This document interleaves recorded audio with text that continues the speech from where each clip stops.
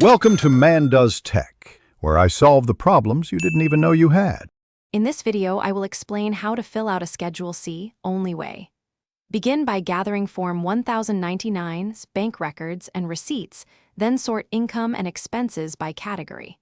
Identify deductible expenses, track mileage, and keep cost of goods sold clear. Enter gross receipts first, subtract returns and allowances, then list expenses line by line. Stay organized and back up everything electronically for easy reference and audit readiness. Start with total gross receipts and include every revenue source, even irregular 1099 work. Clearly separate returns and allowances to arrive at net income before expenses.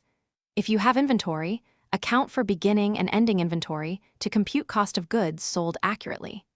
Use clear labels and consistent dates so numbers reconcile with bank statements and payment processors. This reduces errors and speeds up filing. If you're finding this helpful, please subscribe and like to support the channel and help others find it. Quick recommendation. I've been using Little Tree's Black Ice for a fresher ride after long client meetings, and it's a small tweak that brightens the day. Check the description for the link and other deals so you can grab one too. Thanks for the support. Now let's get back to the video. List each deductible expense in its proper category and avoid mixing personal costs with business ones. For vehicle use, choose either the standard mileage rate or actual expenses and apply it consistently for the year. Don't forget home office rules if you qualify and calculate square footage accurately.